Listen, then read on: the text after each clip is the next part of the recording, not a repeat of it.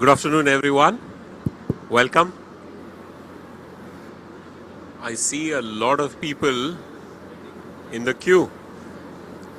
Is there a way we can get some more chairs and at least get some more people? But let's start. My name is Ashish Khanna. I'm the Director General of International Solar Alliance. And we have a very important guest, Mr. Lokesh Chandra. He's the Chairman and Managing Director of one of the largest states of India called Maharashtra. Lokesh, would you like to introduce yourself? Yes. So I am Chairman and Managing Director of Maharashtra State Electric Supply Company. We are the largest utility in India and in Asia also. We serve around 34 million consumers, and out of that 30% of our consumption is for the agriculture. We are the most industrialized state. In fact, Maharashtra contributes for 13% of national GDP. Our consumption at the moment is 1,85,000 million units, and in next 5 years, as Maharashtra is aspiring to be a $1 trillion economy, so we have planned our energy growth at 6.5% annually, and we will be having the consumption by 2030 around 2,80,000 million units, which will be more than many of the countries, to name few, UK, Spain, Italy, Australia, Turkey. So you can realize the energy requirement of our state. At the same time, we are having the largest energy transition plan being implemented in Maharashtra. And our peak demand, which is at 30 gigawatt at the moment, it will be 45 gigawatt in next 5 years. And capacity addition which we are having in next 5 years is around 45 gigawatt, out of which 38 gigawatt is from the renewables. And predominantly it is solar, wind and storage, pump storage as well as battery storage.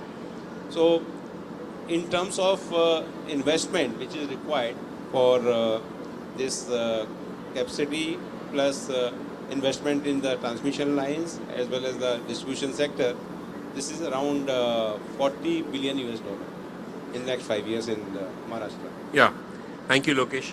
Let me, perhaps some of you are not aware of the peculiarities, so let me give you a context.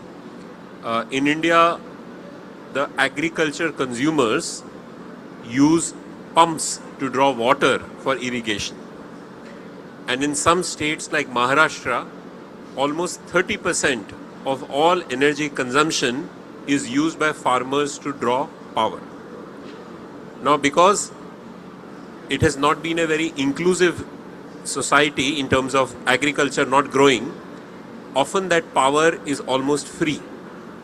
And that cost a huge subsidy to the government to serve those consumers.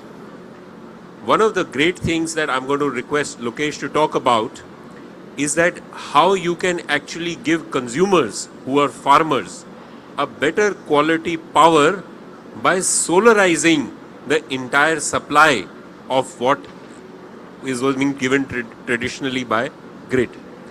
Now, why this is very important, let me share 2-3 minutes globally, and then we will see how example of Maharashtra can be replicated everywhere.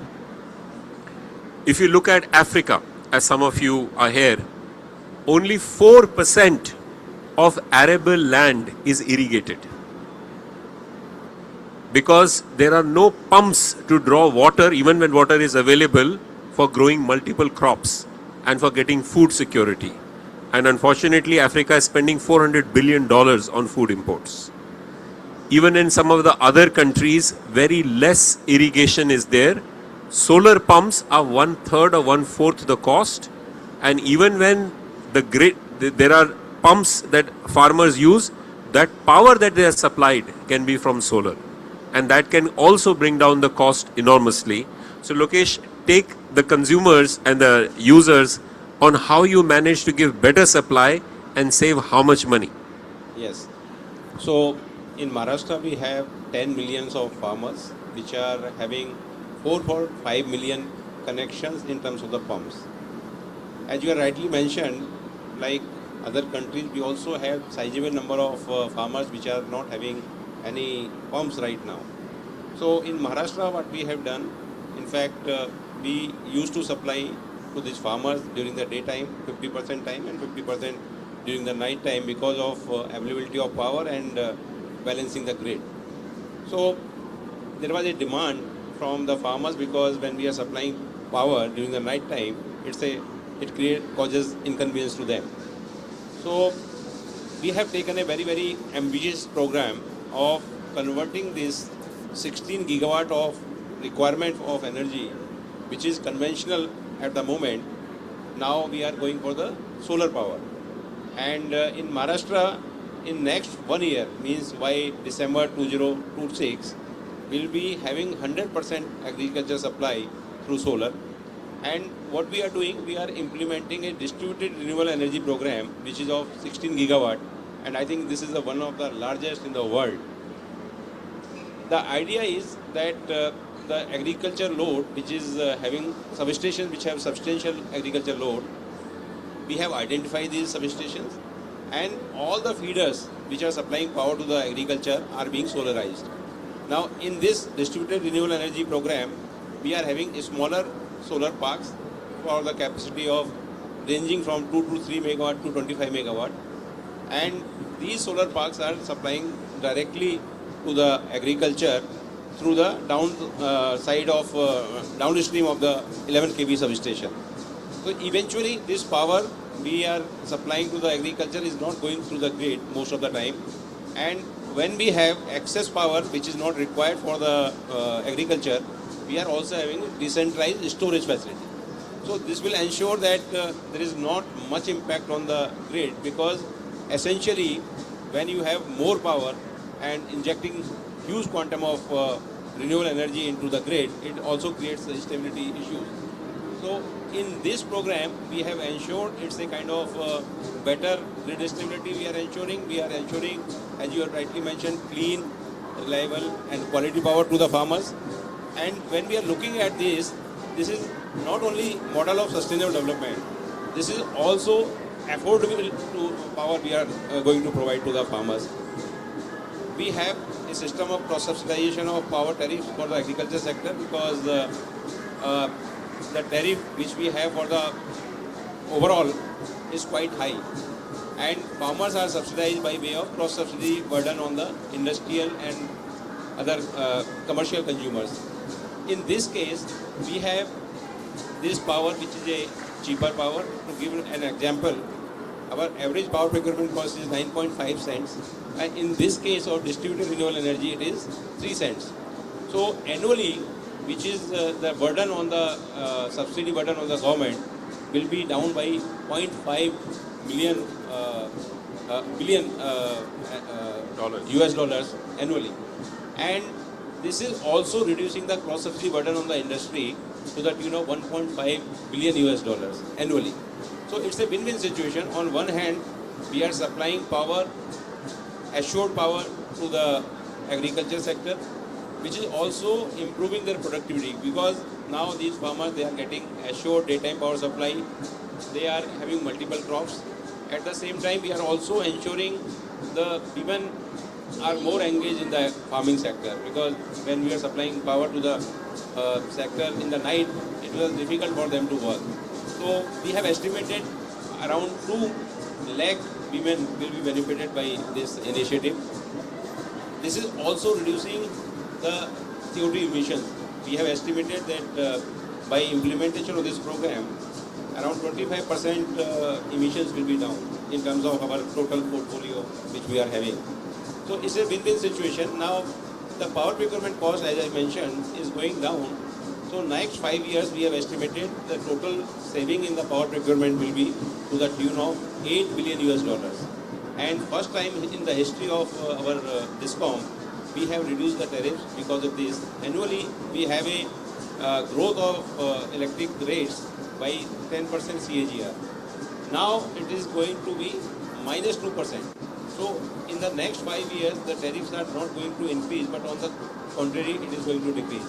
So it is beneficial to the industrial sector also, because industry will become more and more competitive because the rates are going down. And at the same time, our another area which we are working on the EV sector, where more and more vehicles we are having the electrical vehicles, we are putting the charging stations, and at the same time, these charging stations, along with the coupled with the rooftop solar which we are having, is also going to provide clean and cheaper power to the Correct. residential consumer.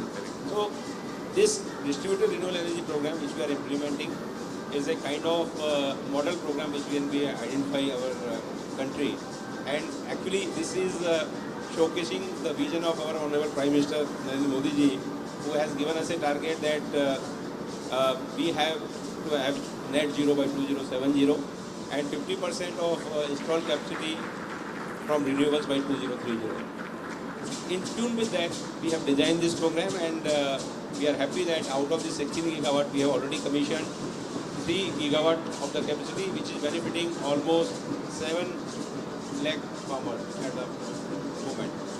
Another program which we have also, along with this program, we are having the off-grid solar pumps.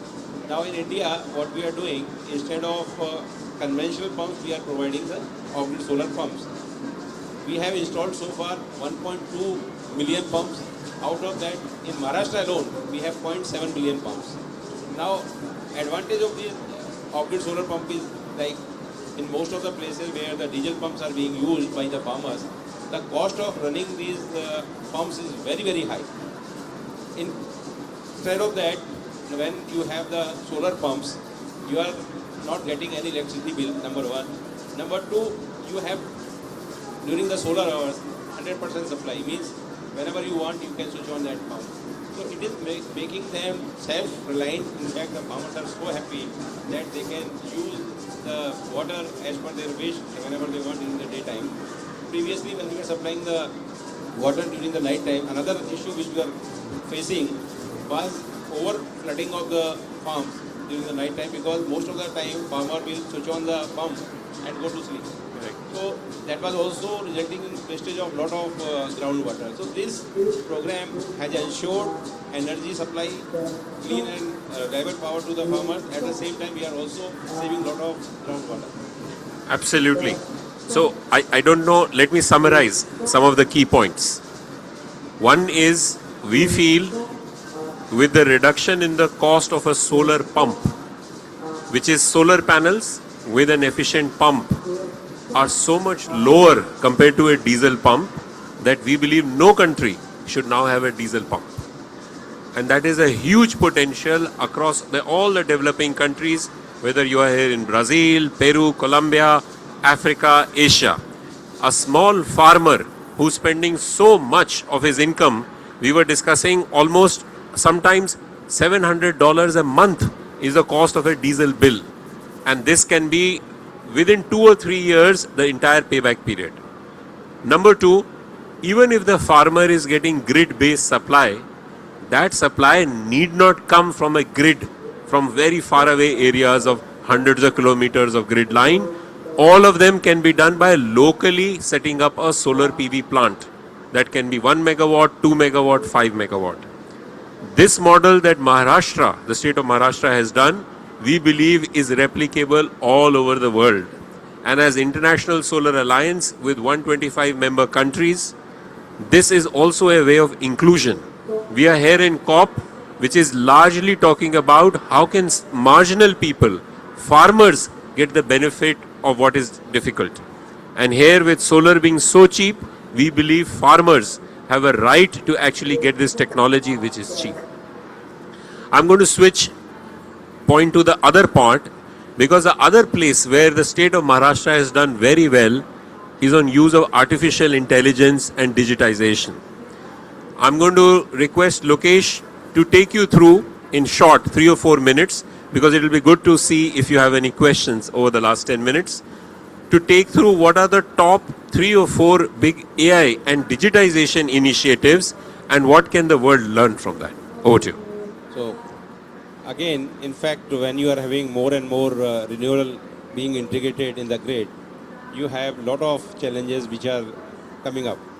So to ensure that the grid is maintained or balanced all the time, we are using AI tools for modernization of the grid. In fact, we are working for the digital twin with the help of GIF now. In Maharashtra, we have used these AI ML tools for and digitization of our grid for modernization as well as operations. In fact, in the real time, we monitor our all the substations to ensure that all the parameters are good. This digitization process also help us in indicating from the breakdown maintenance to the predictive maintenance. That is also helping us in lot of saving in the revenue as well as consumers are also getting uninterrupted supply. Besides this, we also look lot of value addition by using these AI tools and machine learning in the load forecasting. In fact, that is one of the kind of successful model which we are running through for prediction of generation from these solar parks.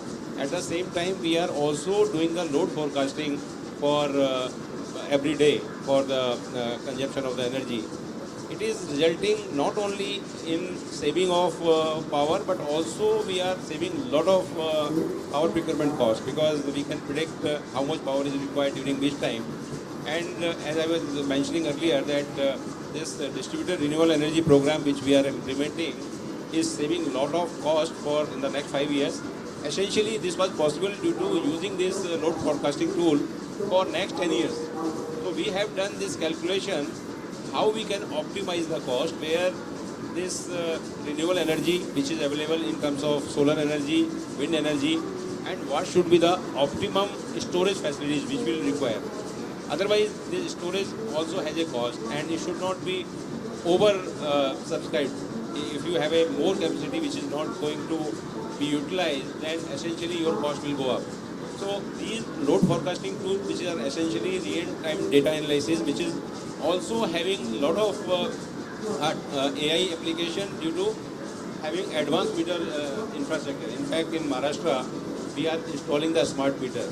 Now with the smart meters, in real time the consumer can know the consumption. And the grievances which you used to get previously about the billing and consumption, they are becoming zero. So out of these 3.4 million consumers, we have already installed 0.7 million. And within next 1 year, we are having 100% installation of these meters. So along with this data, smart grids and grid operation using the AI tools, in the real time we'll be able to predict the load. This will also help us by way of making the consumers aware that how much energy consumption they are doing, and this data being available to them, they will also have lot of energy conservation because once you know what is the pattern and what time availability of power, and we have introduced actually this time of the day tariff in Maharashtra. In fact, we are the first utility to do that. So that will also help us in balancing the load. Lot of shift in the load during the non-peak hours is going to happen. So it's a win-win kind of situation where we have used these digital tools for the benefit of consumers. Ultimately, the cost optimization is helping us to reduce the tariff. In fact, it's a kind of benefit the consumers are going to get. Now, another area where we are using this AI and ML for better services to the consumers. In fact, we have our consumer grievance center where we are monitoring the complaints in real time, how much time is being taken for the resolution of the grievances, and which are the basically areas where we are getting more complaints to ensure that we have to address the actual issues in the system. And new connections, in fact, again, one thing which we are very happy to do that. Previously, we used to have a lot of documentation required, means 18 to 20 documents for the new connection, which we have reduced now to 2. And the whole process is online, means from the application till the payment of demand and then release of the connection. And we are able to do now in some areas, metro cities, within 24 hours. So definitely the digitization and AI ML tools are helping us in our improving our operation and helping the consumer. Thank you so much. Look, we are here at a COP of implementation. This is not about discussion of a report. You hear from a live case that how can not small 4 million consumers impacting millions and millions of consumers. There are one important element of the AI and digitization piece that I want to say. All technologies will become a lot more important on AI only if you have the processes and systems to take advantage. In a lot of places we work, there are approvals, 15, 20 of them that are required. You cannot digitize a bad process. So they have to re-engineer it to 2 people. Second, I will want to tell you because a lot of you are young, so it's very important to mention this. Our view in International Solar Alliance is 10 years from now, most countries will have millions of people with solar rooftop, millions of people with storage along with solar rooftop. You might be trading power with your neighbor on app. Just as you buy goods on Amazon today, you will be either buying or selling power. That makes the life of a distribution utility very complex because suddenly they are having millions of people who are buying and selling power of where they are working. Therefore, they need digitization. Because if they don't do digitization, they will not know who are the people who are buying or selling power. They will need to have storage at the distribution as well. And therefore, this is the future, a lot of you. Now, I'll also tell you one more thing. If you are an engineer, mostly you study electrical engineering or you study computers. These worlds will collapse. Time to come, you will need an AI energy engineer. Person who understands how energy flows are going and a person who can manage the AI algorithms to actually see what it really means. Because today's world has either AI specialist or electrical engineers. Tomorrow's world will need an integration of both. So a lot of young people, why don't we open it for some of the questions? You can ask a CEO of one of the largest multi-billion-dollar utility, or you can ask me or what any questions. Anybody has a question? Yes, please. I'll give you a mic.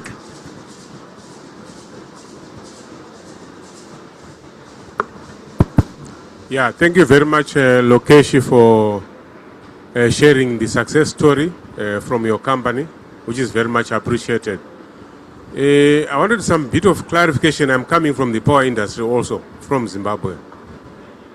Yeah, I wanted you to just share a little bit in terms of how we are handling issues around intermittence and variability of renewable energy. Because in your presentation, I think you mentioned a lot about wind and also solar and storage also. And storage also comes with issues around cost. Because I know batteries are not cheap at the moment. I don't know in India. But I think we may need to shed more light on that, whether you are absorbing that extra cost without passing it to your 4 million consumers. And then the last one would be around, you never mentioned anything to do with fossil fuel. Are you completely taking it out of your own model in terms of maybe coal-fired power plants and even oil-fired power plants and so forth? Thank you very much. So, in fact, you have rightly pointed out that the intermittency of the renewal, that is the biggest challenge that you have to handle. So, at our utility level, what we have done, we have calculated how much storage is required, because when we are adding solar and wind, in our state, wind is complementary to solar because we have more wind during the peaking hours than in evening, morning and then night hours. And solar essentially during the solar hours. So when we have excess generation, we are now putting almost 30 gigawatt of solar plants. Out of that, this 16 gigawatt is basically distributed renewable. So we have done at 2 levels. In fact, the design of the whole program, the beauty of this program is that it is also taking care of that lot of storage is not required, because when we are having the agriculture load, the main requirement is during the daytime, and when the power is available from the solar, we are using it directly. As I mentioned, we are feeding this as the downstream side of the 11 kV substation. And we also found a solution because we are also putting the distributed storage along with these solar parks. So whenever this energy is not required, it is stored and used for peaking power. Now, the calculation which we have done, if you put everything in the storage, then it will be very, very costly, as you rightly pointed out. But we have done the calculations based on our load forecasting and load prediction software, the algorithm which we are having. Then adequate storage is required. In our case, what we have done, we have the battery storage and we also have the pump storage. Now, almost 20 gigawatt hour storage we are putting. This will be, I think, one of the largest pump storage execution being done globally, in fact, again. So this will help us to reduce the power procurement cost. In fact, we have done the cost optimization. So cost of storage is not going to increase the overall cost because ultimately the cheaper power, which is the solar power, we can use for the peaking requirement. And this being less than our average power procurement cost at the moment, that's how this reduction in the tariff is possible.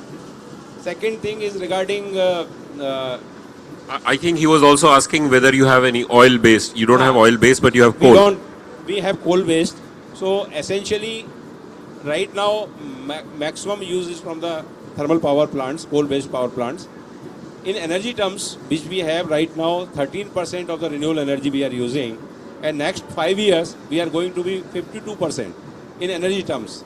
So more and more coal-based energy will not be required. In fact, we will be using these for the base load cases, and we are also going to reduce their technical minimum. Right now we have 55 to 60% technical minimum which we are running. We are going to reduce it to 40% and then 25%. So eventually the thermal energy will be less and less consumed. And as I mentioned that this distributed energy program for the agriculture which we are implementing is going to reduce 25% of the emissions alone. In terms of the total energy transition plan which we are implementing, we are going to save 22 million tons of CO2 annually. Actually. Correct. So this is a program which the agricultural feeder solarization or distributed energy program, which is a kind of win-win situation where agriculture load is taken care and you are not requiring a lot of storage also.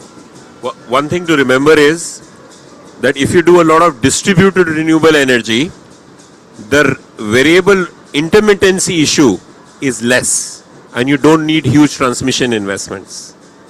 But the second part is, even because they have a huge amount of large solar parks also, definitely a lot of transmission planning and resource adequacy will be important as well. Any other question? Yes, we have lots. We'll ask the two young ladies. Why don't we combine the questions? Thank you. It has been mentioned that in Africa, only 4% of the land is irrigated. So as we are at the COP30, many African countries are represented by the delegations. Do you have any strategies to get connected with the countries to help irrigate the lands using the solar energy? Yeah.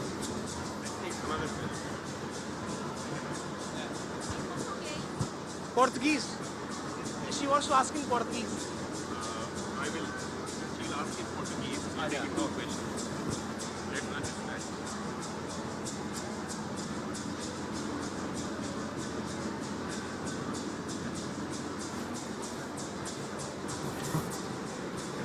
Boa tarde, meu nome é Ingrid, eu sou engenheira eletricista e trabalho na...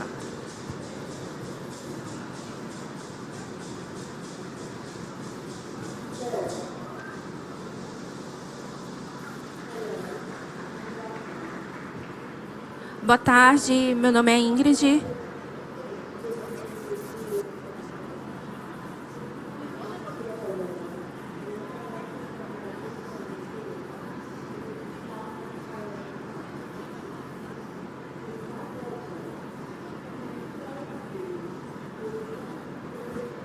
Boa tarde, meu nome é Ingrid, eu sou engenheira eletricista.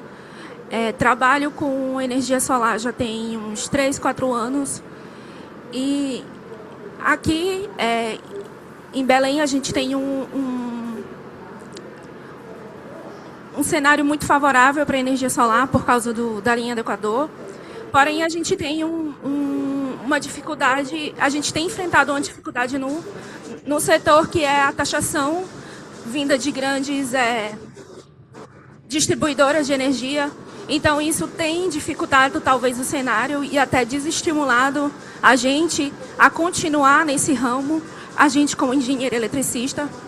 E eu queria saber do Akish, como diretor-geral da Aliança de Energia Solar, se existem algum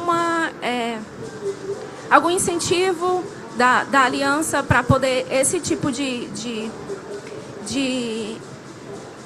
energia no Brasil seja mais valorizada, até porque a gente tem profissionais e a gente tem um cenário muito bom para a energia solar, mas eu percebo que a gente tem um desincentivo fiscal muito grande em cima da área. Então, é muito difícil, talvez, continuar nesse ramo da engenharia elétrica, da energia solar. A gente tem, talvez, capacidade, a gente tem geografia para isso, mas a gente tem grandes concessionárias de energia taxando os clientes que estão, e é uma taxação progressiva, que está aumentando ao longo dos anos. Então, é bastante desestimulante para a gente que está na área.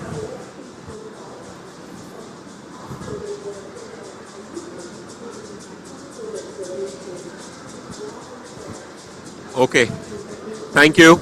Let me first start the first question. Absolutely valid point.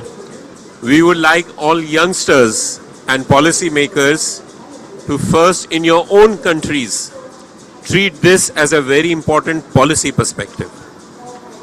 We are going to do that in International Solar Alliance. I have met maybe 30 African ministers, 3 heads of states, who have asked agriculture and solar irrigation to be their priority. Now we are in the process of either sharing best practices like Maharashtra. I will like Lokesh to go to Ethiopia, Ghana to explain how this business model works, and then we have to create business models for those specific countries because each country is very different. I must confess, in India, the government, because of their budgetary stance, gives a lot of subsidy for the solar pumps. Almost 80-90% of the cost. A lot of African countries don't have that much of fund. If they are going to give less subsidy, then the market needs to finance it as well. Those are the solutions we are in the midst of helping African countries do. But this is going to be a big initiative at COP, at others, that how can solarization of agriculture create livelihoods and farms. This is our commitment. Let me answer the second question. Each country has often lots of import duties on solar, which is the case in Brazil as well. Now that increases the cost. In some countries, in order to address, they also encourage local manufacturing. So I'm first asking from a fiscal perspective that any government who wants to do large solar program wants to do as much manufacturing is possible within that country. That sometimes can increase the cost if you are importing. The second part of your question is how can you make it more incentivized on local applications. Now that on the distributed renewable energy is very important. So lot of countries for the marginal sections of society give subsidy. What does that mean? That if I'm a poor farmer or a poor person who has a consumption which is very low, then 2 or 3 kilowatts of rooftop is subsidized to some extent. Somewhere in India it is 30%, 40%. In some other countries it is more. So I think subsidies should only be for poor and needy, not for everyone. And the fiscal side of taxes are a very important consideration for the government to increase local manufacturing. Third and final thing, in a lot of countries, solar projects have come, but they're not getting dispatched. Dispatch means their energy is not getting into the grid because either the transmission or distribution connection is not there, or the dispatch person, the system operator, prefers hydro and coal to be dispatched than renewables. Now we are working in different countries where renewables, especially solar, should be a must-run station. If you are available, you must be dispatched. Lokesh, anything to add? I think in this scenario, the IS's role becomes very, very important for sharing these best practices as well as the policies. In fact, you have rightly pointed out that each country has different policies, but definitely the policies which can be pointed towards the weaker sections or the needy persons definitely can help. In fact, for the solar, the must-run status will help everybody. Correct. It is going to lower the production cost of power. At the same time, the consumers will be benefited. And cost-wise, in fact, you rightly pointed out that for a normal 3 to 4 acre of land, the farmer is spending around $700 to $800 every month for the irrigation. Annually, if you see the total expenditure is quite high. And if you see the cost of pump, which we are having in India, is almost $4,000. That's all. So payback period is very less. In fact, you can recover that total cost in a year itself. So there is a need for some kind of financing arrangement where these farmers can access to that financing and then can take benefit, and definitely this whole expenditure can be recovered in a year or so. I know we are above time, but madam, last question to you. You wanted to raise a question. Eu estou interessada em compreender como é que vocês conseguem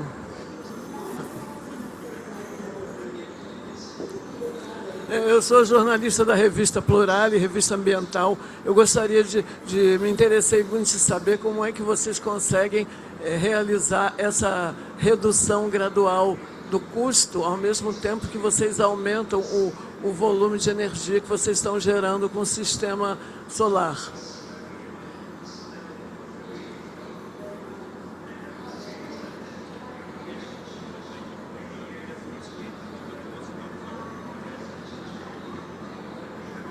So,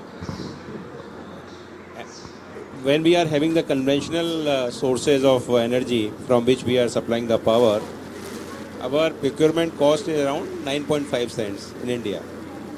Now, the solar power which we are getting, we are doing the bidding, we are procuring it from the developers, and as the cost of panels has gone down, at the same time the battery costs are also going down. In fact, the battery storage cost is going down, the trend is downward. The calculation which we have done, as I mentioned, we are getting this solar power for 2 to 3 cents. Now only issue is that it is available during the solar hours and you need power 24/7.